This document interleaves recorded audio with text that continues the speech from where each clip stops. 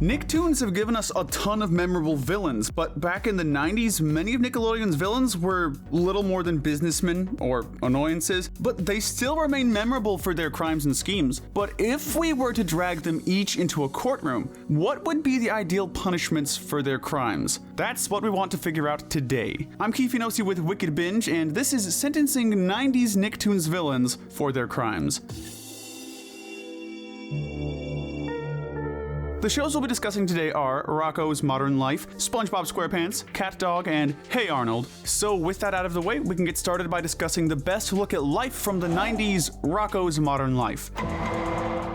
The first criminal we'll be discussing in this video is Earl. Earl is a bulldog that exists in the periphery of the show, mostly just for jokes. Unlike many of the other animals in the show, he doesn't seem to be nearly as conscious, meaning much like Pluto from the Mickey Mouse universe, he might just be a different species entirely. This is Earl. He is our dog now. Earl's main crime is that of continuous and repeated assaults, where he mauls pretty much everyone under the sun. If he were humanoid, he'd be getting a punishment of prison for many years. However, due to being a dog, more likely than not, he would be euthanized, as most vicious and violent dogs do if they end up biting people and just not stopping. Next on our list is Mr. Dupet, who's not a criminal in the typical sense. He has plenty of interesting things he's done, but in terms of criminality, he only has a couple to speak of. Dupet leads Conglamo, a company which is known for putting out popular cartoons and TV shows. He's not that bad of a guy in the overall sense, but that doesn't mean that he's not a criminal, with his crimes mostly being corporate in nature. Come on, big head, hit that thing! The first being verbal abuse, which is usually aimed at his own employees, which would also fall under employee abuse. However, his biggest crimes are fraud and faking bankruptcy during the 2019 Netflix movie Rocko's Modern Life, Static Cling. Although Dupet is rich and could possibly pay his way out, in a perfect world, he would be hit with heavy fines followed by 3 years in prison.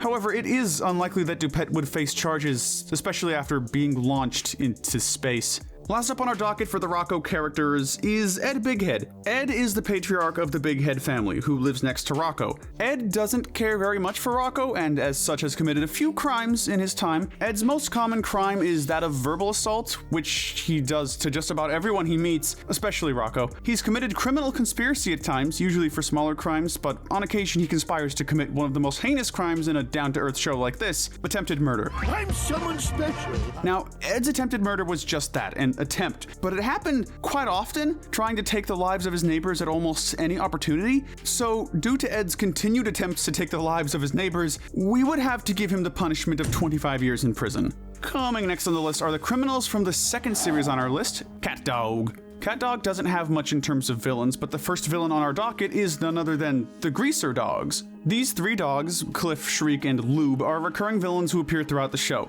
These guys have a few different crimes under their belts that would put them behind bars for quite some time. The first of these is verbal and physical assault, which they usually aim towards Cat Dog. Alongside this, we've got abuse and harassment, which they aim towards everyone, but especially against the titular Cat Dog, and their mouse friend Winslow. They assault almost everyone in their path, but what's really going to get them put away here are their thievery and hate crimes, which are usually aimed, of course, at Cat Dog. We're gonna start the pounding now. In fact, almost all these crimes are aimed at Cat Dog, which plays into their harassment charge that we talked about earlier. The three of them are sometimes implied to be working for someone else like Rancid Rabbit, but that doesn't get them off the hook. In fact, we sentence them to prison for 10 dog years. However, these three may be bankrolled by Rabbit to get out of the prison system, but without his hands in the system, they wouldn't get very far. The only other criminal we'll be dissecting from this show is the main villain of the show, Rancid Rabbit. Rancid Rabbit is a weird character because he doesn't actually seem to be a man with a solid job, but always has a high level of power above Cat Dog. Whether he's the manager of a taco shop or the president and mayor of various locations around the world, with these positions of power comes abuse, and he abuses his power at almost every opportunity. Lake Wanamaker is all mine. Whether he's using his power to unlawfully arrest those who don't deserve it, or physically abusing them and getting away with it. His list of crimes is quite long. Among them are heinous things like slavery and torture, which are just the tip of the iceberg. Sure, he's never murdered anyone, but with unlawful imprisonment, abuse of power, and unfair punishments being some of the lesser crimes on his docket, for the many crimes he's committed, Rabbit's punishment would be life in prison. But now, we have a pretty big cast of criminals to go through as we wrangle with the vile villains among the cast of Hey Arnold. The first criminal for Hey Arnold is none other than the villain from the film, Alphonse Perrier du von Schneck. Schneck is the owner of a massive company who wants to take out and own a massive chunk of land that's important to the main cast. Arson, embezzlement, conspiracy, and fraud, all of which are horrible crimes, but just the start of what are many heinous crimes. He's committed crimes of corruption, brainwashing, and even treason. However, his worst and most heinous of crimes is attempted child murder. Did you think you could get away with this? Yeah, he's got a few of these under his belt. Both attempted child and adult murder show that he's willing to do anything to get what he wants. Schneck is a terrible person and a huge criminal, which I suppose he does make for a great villain. Because of his crimes, we've ordered that Schneck would be sentenced to life in prison with no chance at parole. And the only reason he'd avoid execution is because none of his murder attempts were successful. To a much smaller criminal, we have none other than the Big Bob Pataki. Bob is Helga's father and a powerhouse in his business, even if it's a bit out of fashion in today's day and age. However, Big Bob is still a criminal by most standards, having only a few crimes under his belt. He has 3 crimes under his belt, namely child abuse, child neglect, and assault, each of which are terrible and should at the very least get the man's children taken away from him. What are you looking at? He neglects Helga almost entirely, only speaking to her on a few notable occasions. He's also abusive towards his family on a few occasions, although this is seen less often than the aforementioned neglect. We believe that Bob should be sentenced to mandatory family therapy as well as community service before having his kids returned to him. From one Helga villain to another. Next up we have Curly. Curly is a child who is amongst the many children who go to school with Arnold and Helga. Curly, however, despite his young age, has already gotten a massive amount of crimes under his belt. Amongst them are assault, blackmail, burglary, and harassment. He constantly harasses Helga and Rhonda. Curly does usually get his comeuppance from Helga, but that's still a crime. The evil princess had a change of heart. He also has committed acts of theft, vandalism, and public endangerment with the other children in the class,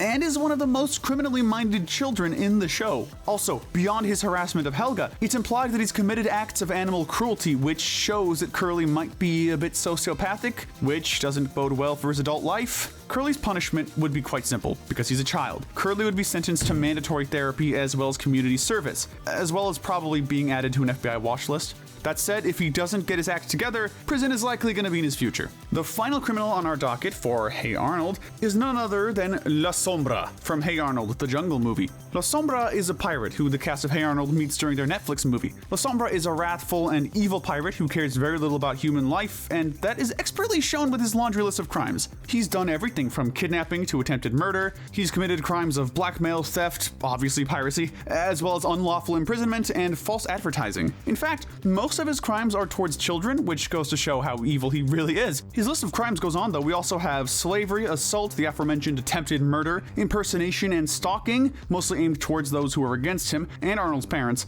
La Sombra is a criminal who has little to no care about human life, especially those around him. La Sombra's greed shows that he'll do anything to another human if it means that he gets what he wants. La Sombra may be a ruthless river pirate, but he's not crazy. In fact, if he were in any other show, he would likely have multiple murders under his belt. We find it makes sense that La Sombra's punishment would be life in prison with no chance at parole. But now, we get to the final criminals on today's docket. None other than the undersea farers, the criminals of SpongeBob SquarePants. Side note, there are a lot of villains in SpongeBob and we'll only be covering a few. If you want us to cover more, let us know. Starting off the criminals here, we have none other than Burger Beard from the second SpongeBob movie, Sponge Out of Water. Burger Beard is a pirate who appears as the main villain of the second film. His crimes are related to his piracy, which is a crime in of itself, but amongst the piracy is also theft, property destruction, and fraud. However, his worst crimes are his attempted murder of the SpongeBob cast and also his animal cruelty aimed toward the seagulls that follow him around. Burger Beard does manage to get better by the end of the film and gets punished in a pretty ironic and iconic way. Burger Beard's punishment is apt, but we still believe that he should take 20 years in prison at least, with no chance of parole. Simply because Burger Beard's worst crimes are pretty bad, but not any longer, at least considering our general knowledge. Moving from the second film to the first, we have none other than Dennis.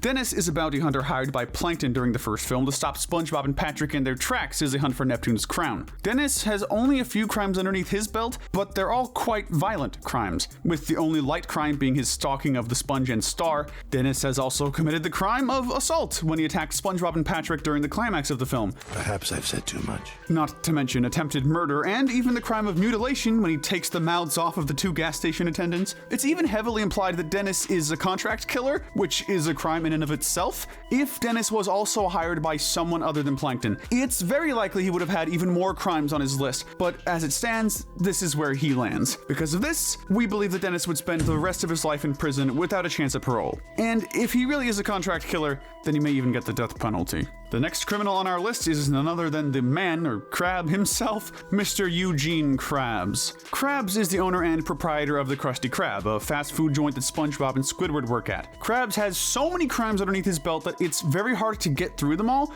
but okay, we'll try. He's committed acts of theft, fraud, scamming, money laundering, and blackmail, and these are some of his more common crimes, relating mostly to his greed and love of money, to say the least. We're rich! Not rich enough. He's also committed acts like grave robbing in the episode One Crab's Trash, and attempted enforced suicide in One Course Meal. His crimes even go to things like psychological abuse, grand larceny, property damage, and embezzlement. However, his worst crimes are things like child abuse, kidnapping, and even mass torture. He has attempted murder through a poisoned burger, not to mention numerous health violations bringing up the rear. Krabs is even theorized to be committing cannibalism, and he was once a pirate, meaning that he's on the line for piracy charges. He's even committed slavery, destruction of property, and breaking and entering. In fact, his violent charges are some of the worst. So yeah, Krabs is by far the worst criminal we've talked about today. In fact, we believe that even for a light sentence, he'd get the death penalty because he's little more than a violent criminal mastermind pretending to be a straight-laced businessman. The method of execution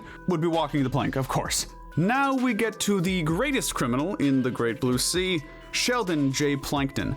Plankton is the owner and proprietor of the Chum Bucket, which is said to be much worse than the Krusty Krab, which is across the street. Plankton also has a laundry list of crimes to go through, so in the name of Plankton, let's start with the smallest ones. These include forgery, incrimination, sabotage, and both copyright and trademark infringement. These are all pretty bad, but they only warrant a quick mention because he has much worse to talk about, like espionage, smuggling, hacking, and stalking, most of which are combined together in some way. However, some of his worst crimes are yet to come because he's done things such as pollution and extortion, even heavier crimes like theft and grand larceny for stealing Neptune's crown. He's broken out of jail, impersonated Mr. Krabs, Jailbreak?